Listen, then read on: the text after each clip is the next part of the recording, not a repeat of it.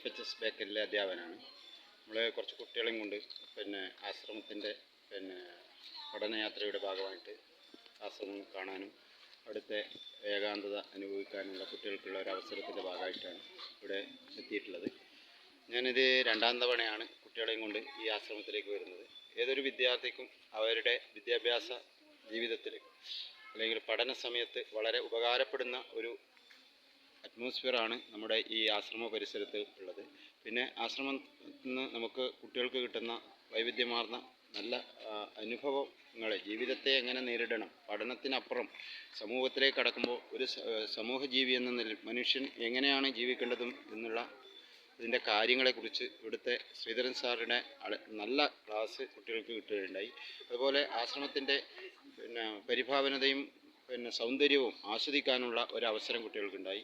ആശ്രമത്തിലെ തൊഴുത്ത്, അതുപോലെ പശുക്കൾ, ഇതുപോലെ കൃഷികൾ, ഔഷധ സസ്യ തോട്ടങ്ങൾ, ഇതെല്ലാം തൊട്ട് അറിയാനും ഉള്ള ഒരവസരം കൂടി കുട്ടികൾക്ക് ലഭിക്കുകയുണ്ടായി. വളരെ ഉപകാരപ്രദമായ ഒരു ക്ലാസ്സിന് ആശ്രമത്തിലെ സംഘാടകർക്ക് വളരെ നന്ദി അറിയിക്കുന്നു. ഹായ്, എല്ലാവർക്കും നമസ്കാരം. എൻ്റെ പേര് അനീത. GFHS ബേക്കലിൽ നിന്ന് വരുന്ന ടീച്ചറാണ്. ഇവിടെ നല്ലൊരു അന്തരീക്ഷമാണ്. നല്ലൊരു ക്ലാസ് കിട്ടിയിരുന്നു. ക്ലാസ് നല്ലതായിരുന്നു. ഒരുപാട് കാര്യങ്ങൾ മനസ്സിലാക്കാൻ പറ്റി. കുട്ടികൾക്ക് വളരെ ഇൻട്രസ്റ്റീവ് ആയിരുന്നു ക്ലാസ്. മൊത്തത്തിൽ നല്ലതായിരുന്നു. എൻ്റെ പേര് അനീത. എൻ്റെ പേര് ജിതിൻപി. നമ്മൾ ധന്വരമാഷിൻ്റെ നേതൃത്വത്തിലായിരുന്നു ഈ ആശ്രമത്തിൽ വന്നത്. വളരെ ഭംഗിയുള്ള ഒരു സ്ഥലമാണ്. കുറേ ചെടികളും കുറേ മരങ്ങളുമുള്ള പ്രകൃതി സമ്പന്നമായ ഒരു സ്ഥലമാണിത്.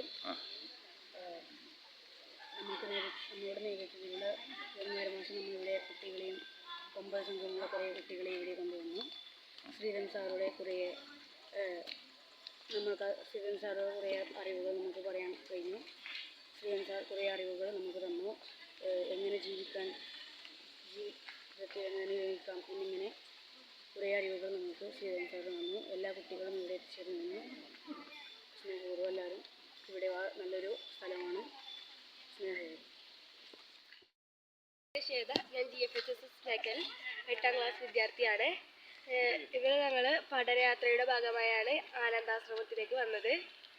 ഇവിടെ നിന്ന് കുറേ കാര്യങ്ങൾ മനസ്സിലാക്കാനും ശ്രീധര മാഷിൻ്റെ ക്ലാസ്സിൽ നിന്ന് ജീവിതത്തിൽ എങ്ങനെ പെരുമാറണമെന്നും എങ്ങനെ ഇതാക്കണമെന്നും ഒക്കെ മനസ്സിലായി. ക്ലാസ് എടുത്ത് തന്ന ശ്രീധര മാഷിന് കുറേ നന്ദി അർപ്പിക്കുന്നു.